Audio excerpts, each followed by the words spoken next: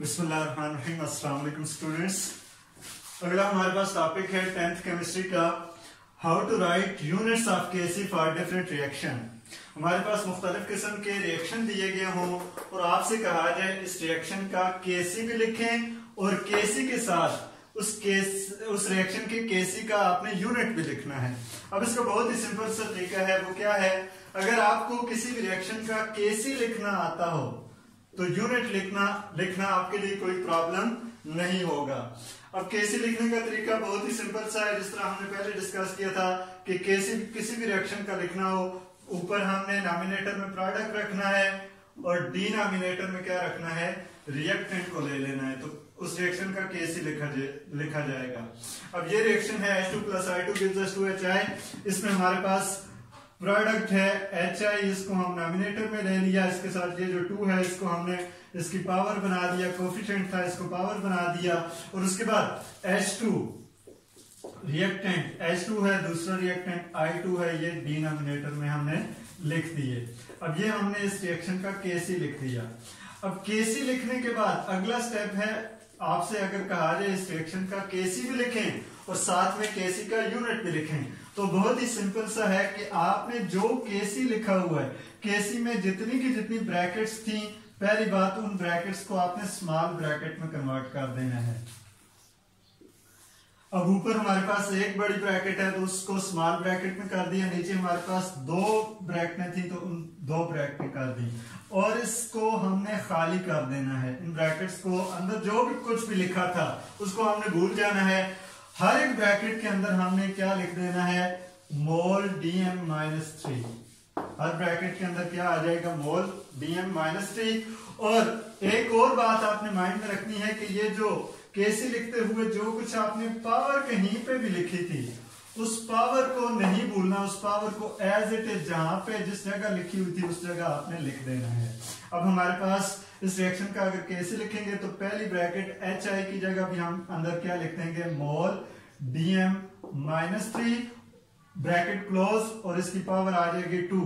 उसके बाद H2 को भी भूल के H2 की जगह भी हम क्या लिख देंगे, मोल Dm-3। इसके ऊपर कोई पावर नहीं तो पावर लिखने की जरूरत नहीं। उसके बाद I2 जो था उसकी ब्रैकेट में भी हमने क्या लिख देना है, मोल Dm-3, और इसके ऊपर भी कोई पावर नहीं तो इसको पावर ऊपर लिखने की जरूरत नहीं है।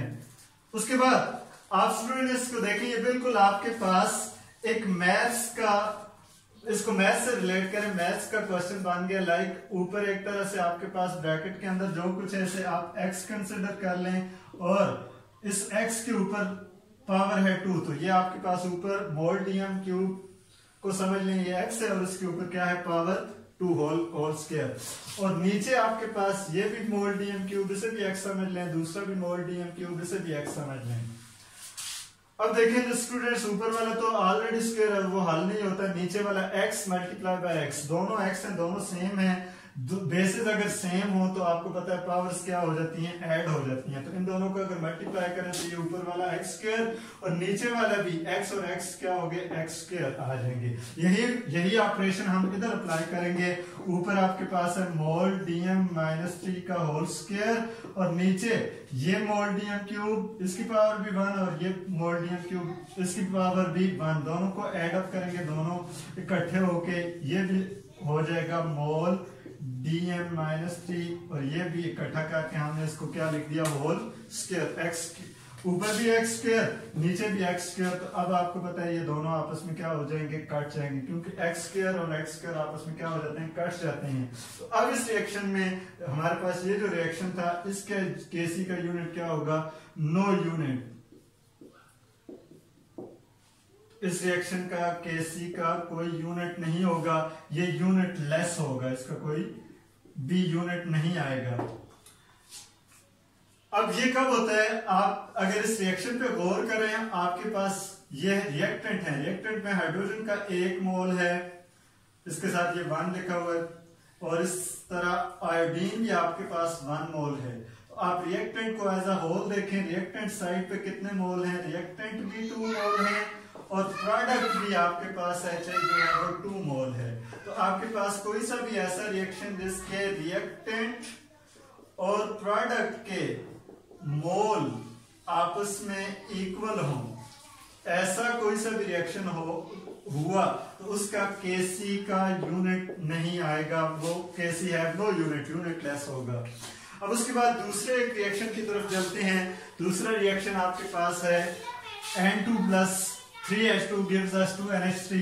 अब इसको देखते हैं कि आया हमारे पास ये जो रिएक्शन है इसका भी यूनिट आता है कि ये भी यूनिट लेस है। आप इसको जिस तरह पहले मैंने आपको बताई कि ऐसा रिएक्शन अगर कोई हुआ जिसमें रिएक्टेंट और प्रोडक्ट के मोल बराबर हुए, उधर यूनिट कट जाएगी, उधर यूनिट के बगैर वो केसी होगा। लेकिन इस केस में आप देखें रिएक्टेंट वाली साइड पे 4 मोल हैं और प्रोडक्ट वाली साइड पे 2 मोल हैं, तो डेफिनेटली आप पहले से रेडी हो जाएं कि इसमें हमारे इस केस में केसी का कोई ना कोई यूनिट लाजमी आएगा। अब इस रिएक्शन का केसी लिखने, यूनिट निकालने के लिए पहले हम इस रिएक्शन का केसी लिखेंगे। केसी के लिए आपके पास NH3 और इसका कोफिशिएंट आ जाएगा 2 और नीचे इसके रिएक्टेंट है N2, उसके साथ कोई कोफिशिएंट नहीं है और आपके पास H2 के ऊपर कोफिशिएंट आ जाएगा 3। अब उसके बाद यूनिट की तरफ अगर जाए तो मैंने आपको बताया था सिंपल सा तरीका कि आपने हर ब्रैकेट को भूल के उसके अंदर जो कुछ भी लिखा था उसको भूल के उसकी जगह क्या लिख देना है, मोल DM -3 और पावर को नहीं भूलना, पावर को एज इट इज लिख देना है। नीचे आपके पास N2 वाली ब्रैकेट जो थी उसकी जगह भी आपने लिख दिया N2 में मोल DM -3 और उसके बाद H2 वाली ब्रैकेट के अंदर भी आपने क्या लिख दिया, मोल DM -3 और इसकी पावर को नहीं भूलना, पावर है इसकी 3। अब इसको दोबारा से x से रिलेट करें तो एक तरह से ऊपर है आपके पास ब्रैकेट के अंदर x का स्क्वायर और नीचे आपके पास एक x है और दूसरे x की पावर आपके पास 3 है। तो अब इन दोनों की पावर्स ऐड हो जाएंगी। अब इसकी पावर है 1 और इसकी पावर है 3, तो ये दोनों ऐड होके इनको इकट्ठा करके हम x की पावर 4 लिख देंगे, मतलब मोल DM -3 होल ब्रैकेट क्लोज करके ऊपर क्या लिख देंगे, 4 लिख देंगे। तो अब आपके पास केसी, ऊपर आपके पास है मोल DM -3 का होल स्क्वायर और नीचे ये 1 और 3 इकट्ठा होके क्या आ गया, 4। तो ये आपके पास आ गया मोल DM -3 की पावर 4। अब स्टूडेंट्स इस इक्वेशन को अगर आप देखें तो एक तरह से ऊपर आपके पास इस सारे को x समझ लें, इसकी पावर है 2 और नीचे ये भी x है, इसकी पावर है 4। तो आपको पता है अगर आपके पास ऊपर हो x स्क्वायर और नीचे हो x की पावर 4 तो ये आपस में कट जाएंगे, ऊपर वाला मुकम्मल तौर पे खत्म होकर 1 रह जाएगा और नीचे x की पावर 2 हो जाएगी। अब इसी को इससे अगर रिलेट करें तो ये आपके पास था मोल DM -3 होल पावर 2 और नीचे आपके पास मोल DM -3 होल पावर 4। अब इसको जब काटेंगे तो ये ऊपर वाला मुकम्मल तौर पे काट गया, नीचे 4 में से 2 बच गए, तो ये आपके पास इक्वेशन हो गई 1 मोल DM -3 की पावर 2। अब 4 में से ये 2 बच गया। अब उसके बाद ये आपने करना है कि ये एक तरह से इस इक्वेशन को अगर आप देखें, नीचे x की पावर +2 है, इसको अगर हम उल्टाना चाहें, इसको ऊपर लेके जाना चाहें तो ये आपके पास x ऊपर अगर डिनोमिनेटर में जाएगा तो ये x की पावर -2 हो जाएगा। यही बात हमने इधर रिलेट करनी है कि हमने इस चीज को मोल DM -3 को अगर हमने ऊपर लेके जाना चाहें तो ये पावर नीचे +2 है, तो ऊपर जब जाएगा फर्क क्या पड़ेगा, ये -2 हो जाएगी। तो केसी की यूनिट आपके पास ये हो जाएगी मोल DM -3 होल और इसकी पावर जो डिनोमिनेटर में +2 थी अब इधर आके वो पावर क्या हो गई, -2। अब फाइनल स्टेप आपने ये करना है कि अब ये जो आपके पास होल स्क्वायर में -2 है, ये जो इसकी पावर है ये मोल के साथ भी मल्टीप्लाई हो रही है और DM -3 के साथ भी ये पावर मल्टीप्लाई हो रही है।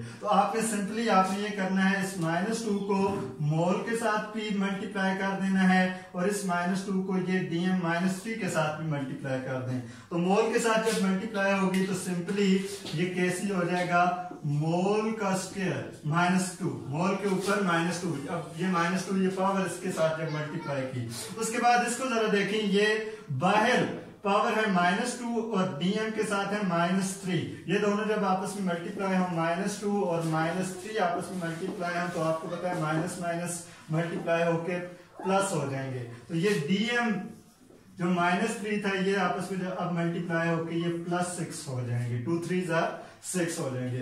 तो अब ये जो हमारे पास रिएक्शन था इस Kc की ये फाइनल आपके पास क्या आ गई, यूनिट आ गई। ये था आपके पास किसी भी रिएक्शन का Kc लिखने का तरीका।